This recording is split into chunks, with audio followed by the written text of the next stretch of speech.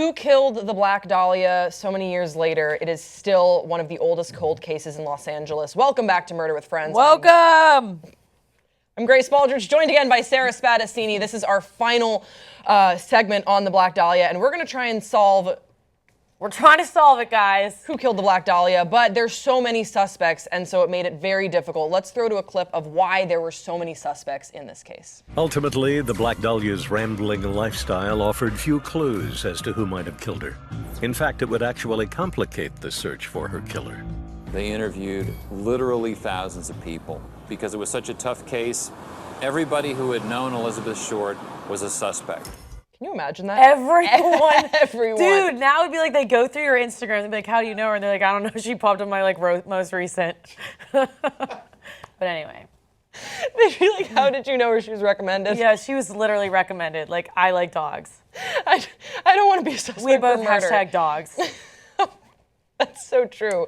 All right, so shortly after Elizabeth Short's body was discovered, the only real clue that we have in this case was that there was a phone call to the LAPD of the person claiming to be responsible for killing Elizabeth Short, the Black Dahlia. And they said that to prove it, they would mail some of Elizabeth's items to the police to keep the story in the news. Now, I have read multiple reports on this specific story.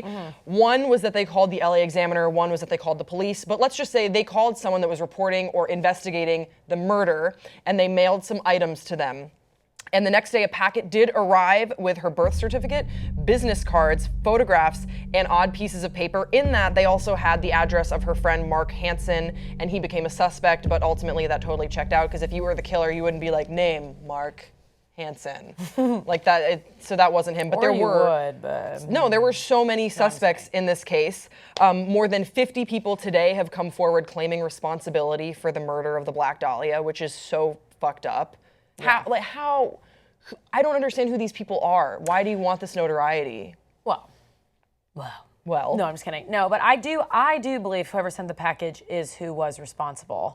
That being said, I don't know. What freaks me out the most about it is it's like, well, then he had to get into her apartment, but she didn't have an apartment. So was she carrying all of that stuff around with her in her? I think that she was. Knowing her sort of transient lifestyle, I will speculate that I think she probably did have to carry around her birth certificate with her, and that she did have, these address books, pieces of odds and ends that you and I might not typically carry with us. I think she did because she had no idea where she was going to be in the next month, in the next week. She was living that free, pretty girl lifestyle. Title to my car. Here's the title to my car. So let's talk about some of the theories, and let's talk about which ones stick for us, which ones hold water. So there is the theory that the Cleveland torso murder, the suspect is Jack Anderson, and he was being investigated for his connection to the Black Dahlia. Unfortunately, he died in 1982, so we don't really have any real answers there, but people have compared the Cleveland torso murders, which maybe we'll cover on a future episode, with striking similarities to the Black Dahlia case, just in sort of the dissection or the bisection of the body. Yeah. So that is an interesting theory. The theory that you and I have talked about the most that I think is interesting is George Hill Hodel. Yeah, which is true. I think. Well, let's talk about that. So George Hill Hodel, he became a suspect after his son and a true crime writer and former LAPD homicide detective found some evidence that his father might have known her. Now, this wasn't actually the first time that George Hodel was investigated. In fact, oh my gosh. So his house was bugged and recorded at the time, and these recordings were only made public in 2004. He was bugged by the district attorney's office in connection with the murder of the Black Dahlia. Yeah.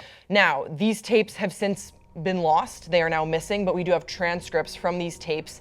In these transcripts, there's a lot of really, really messed up things that was heard, or that at least was transcribed. It's so hard to know what was really happening on these tapes because, again, it was just someone typing it out, and we just hope that this is an honest representation of what was on those tapes. But again, the LAPD was so infamously corrupt at the time.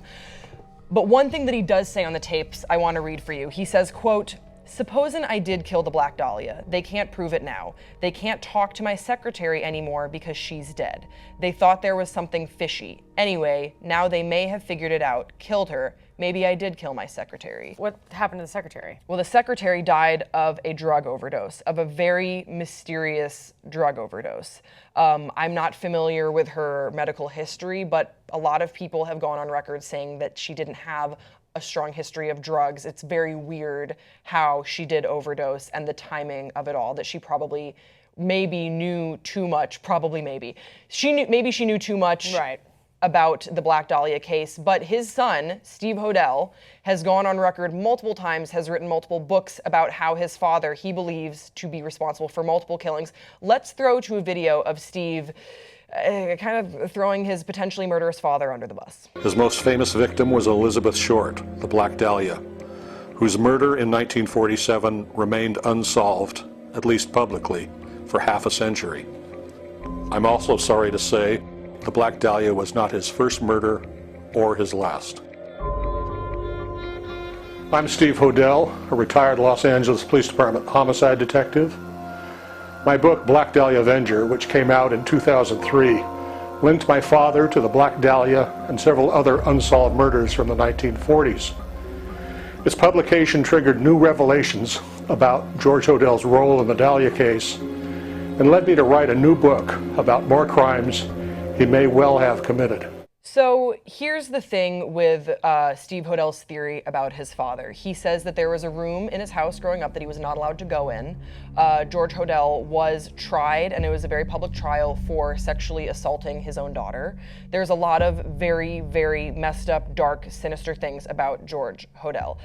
There are some pieces of evidence that Steve presents that other investigators in the murder have said just don't hold up. For example, Steve says he found a photo of a woman that is Elizabeth Short in his father's possession, and I think it's safe to say they don't look the same, although some people have argued that there are some similarities. To me, I personally don't see it. Another thing to note about George Hodel is that he definitely had the medical chops, right, for sure, and also he had ties to the LAPD. Right. And in the tapes when the district attorney bugged his house, we hear him admitting to illegal abortions. He's admitting to covering things up for the police. He admits to a lot of corruption and a lot of dark things, but he never actually admits to the killing of the Black Dahlia. My question for you, Sarah, is if he's already saying all this stuff, why wouldn't he just confess to the killing? Why is he holding back? You know, he's saying all these other things. Do you think that because he didn't say that he killed the Black Dahlia, he's probably innocent since he's admitting to basically everything else? Well, no, because don't we not have access to everything that he has said? Well, we have access to the transcripts of these tapes. But we've never heard the tapes before. The tapes are missing. There also is evidence that in a property that George Hodel owned, they brought cadaver dogs there, and the cadaver dogs indicated that they smelled what might have been the movement or where human remains had been kept before in sort of a secret cellar. There's some talk of weird usage of cement blocks. So there's a lot of suspicious things about George Hodel, but I don't think that this case would have held up, But I don't think this case would have held up because it's just a lot of circumstantial, creepy evidence. Totally. He's a shitty, creepy guy, He's a but weirdo. I'm a creepy person. I know you could tie me to like she had this unresolved fascination with the killing of the Black Dahlia. Obviously, the timeline doesn't work out, but just because he's talking, if time travel exists, it works, right? And I just feel like there isn't enough to hold him to this. That being said, he comes the absolute closest. And if the DA was bugging his house, maybe there's more evidence that was destroyed by the LAPD that we don't know about that ties him to the case even stronger. I absolutely agree with that. I think that things probably were omitted for the sake of he probably knew information about guys in the police force at the time, because wasn't there like a huge gonorrhea outbreak at the time? There was a huge gonorrhea outbreak. So, you know, men cheating on their wives, you know. He had a lot of dirt on the LAPD. Yeah, I mean, there was a lot of reason. He knew stuff about people involved, which makes me think that it was kind of like, hey, listen, I'm not going to say anything if you don't say anything. And they were like, not going to say anything. Even to the murder of a girl, even to the gruesome, brutal murder. Well, I think that, I mean, again, don't know, but, you know, it was. You need to know! No, it was romanticized. It was a infamous story about this, like, you know, again, the way that they advertised it, broadcasted it, that she was this up-and-coming actress, that she was, like, gonna be the next big thing. And, you know, after doing your research, you kind of know that that's not really true, but for the sake of it being her career being a little bit more than it was, I think that it made, you know, it's why people would want to keep picking up the paper to buy. I mean, as crappy as that sounds, things like that happen all the time today where, you know, you're not really getting the full information, but for the sake of selling a story, you're going to maybe make it out to something that it really isn't. And that's unfortunate. But yeah, they were probably like, this girl's from small town Massachusetts. She's 22 years old. She's beautiful. She has a mom. Like, that's it. Yeah. You know what I mean? Like, who's really going to miss her? Which I'm not saying is true, but I'm just saying, like, I don't know. I do think it was people being like, I'm not going to say, because I mean, these men, for all you know, they had families and children, and they had, you know, careers and status in Los Angeles, and not, you know, pre-World War II or post-World War II. Like, nobody wanted to be suspect to anything. They were basically like, let's make this go away. Let's make this go away, but still be able to capitalize on it. Right. That is an interesting theory. Another theory is that the killer of the Black Dahlia was sort of another transient killer, and that's why he was so difficult to track down. They cite the murder in Chicago of a 6-year-old girl who was also dismembered. They also, the body and the ransom notes had remarkable similarities. And the man who was arrested for the aforementioned murder said that he was innocent, but he was beaten into a confession. So that's another theory that sort of doesn't really hold up. Well, I was going to say that doesn't hold up because A, did that guy go to Los Angeles? Did Elizabeth Short go to Chicago? Like, there's no... But I think whoever killed the Black Dahlia had no personal connection to her prior to her murder. I absolutely think that. I don't know if I do. I think that it was probably like some sort... I mean, I don't know. I'm speaking out of my ass here. But like... some sort of obsession, you know, or like what they saw, it had to have, I don't know.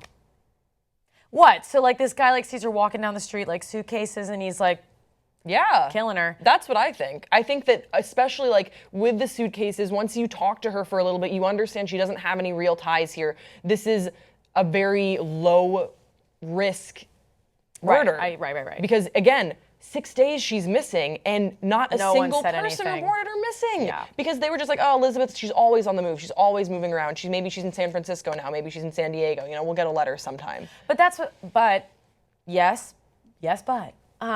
communication was just so different then. Like, I can text my mom can hear from me 14 times a day. And like, honestly, Sarah, that's too much. I know. I love my mom. I love you, Mom. But I'm just saying, like, I can call her, I can text her, and if she doesn't hear from me in 24 hours, she's like, yo, where you at? But again, at that time, it isn't necessarily like too long to not have heard from someone because communication was so drastically different. So maybe it isn't like, oh yeah, Elizabeth, like she's out there. Maybe people were looking for her, you're saying. Maybe people were looking for her, but not to the extent where anyone would have found out because they were, you know, in San Diego or in Massachusetts. Her mom was like, I don't even know what phone number to call. Yeah, maybe. But then again, if people were looking for her, I'm sure that there would be a report of it. You know, someone somewhere, you know, that would be somewhere. Yeah. All right. Let's talk a little bit about the legacy of the Black Dahlia, and quickly let's throw to a trailer of the movie, The Black Dahlia, by Brian De Palma. Great test, Elizabeth Short. Don't walk out on me, Richard. Say you care, say that Short! This is a very sad scene. Do you think you're capable of playing sadness? I can do that. Her name was Elizabeth Short. She was young and beautiful, determined to be famous, but destined to be infamous. Well, listen up. No reporters view the body. The victim has been cut in half, all organs removed, blood drained from the body, and the mouth sliced ear to ear. It was the most notorious murder in California history. To the public, it was a sensation. This killer will be caught. to us, it would become an obsession. You gotta do something. He's been like this since last night. From the corridors of power What do I have to do to keep my name out of the papers? to the filth of the gutters. She looks like that dead girl. How sick are you? Every life it touched, it consumed. Elizabeth and I made love once. I just did it to see what it would be like with someone who looked like me.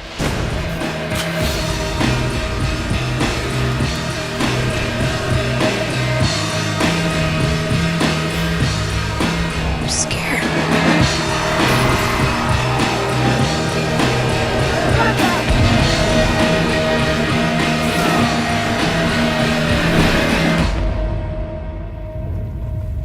Nothing stays buried forever. Nothing. Please say that you care. Or say that you think that I'm beautiful. All right, so Sarah, what do you think is the legacy of the Black Dahlia? Obviously, in the trailer we just saw, it's highly romanticized. It's very, film noir. Scarlett Johansson, Josh Hartnett, major cast there. Do you think that they represented her story accurately from what you can tell? Well. Or is this the Hollywood treatment? I think it's the Hollywood treatment. I mean, love it, want to be a part of it, but definitely the Hollywood treatment. Cast her. Cast me. And I think that is what we see of the Black Dahlia, is that she is treated as sort of almost a legend at this point. Yes. It's her humanity is kind of gone. She's more famous for what her face looked like in death than what her face looked like before, for what she was doing on the screen or working, or her interpersonal relationships before her death. And I think that is so twisted. Totally. And I think that we also hold on to this story because there are so many parallels to how actresses sort of are treated today. There still is a level of desperation that we see in her story, of just sort of wanting to go on dates with guys, looking for any sort of edge in the movie industry, even if that means doing things that maybe she's not totally comfortable with, following your dreams but getting caught up in the lifestyle. Would you agree that there are still parallels with how actresses in LA experience the journey today? Yeah, and it's a sad. It depends on how, I guess, you want to embrace it. If, my first year in Los Angeles, I think I found myself in situations where I was like, not too comfortable with this one, but I'm gonna just not say anything, and I'll just, we're going home ASAP. Now, I think that, I've been here a little bit longer, I have more of a backbone. I do find myself, at least, being able, if I can recognize that a situation or a person makes me slightly uncomfortable, I have no problem expressing that or just getting myself out. Of course there are similarities, because especially if you come out here not knowing people, it's you don't know who is good, who is bad, who's telling the truth, who's not. All you can do is kind of just learn from your past and from your own mistakes and from your own wins and kind of go from there. And sort of final thought, how would you characterize her actual legacy, knowing about her what you know now? I feel sad for the way that she is remembered, because we've talked about, it has been so blown over the top and so romanticized. I think that thank God for communication today, because I guess what I'm trying to say is I think she should be remembered for, coming to LA, having, it kind of sounds like no one, and she was trying to pursue her dreams as an actor, as a performer. And I think for all of us in this industry, we all know how difficult that can be, regardless of where you are in your career. So I think she should be remembered for wanting to be an actress in Los Angeles and make movies and tell stories. I would absolutely agree with you, Sarah. But guys, we want to hear from you in the comment section below. What is the fact about this story, or the fiction of this story, that lingered with you? What aspect of this case did we not talk about that maybe you thought that we should? What is your theory on who killed the Black Dahlia? Don't forget to subscribe to this channel. I'm Grace Baldridge, and we'll see you next time on Murder with Friends.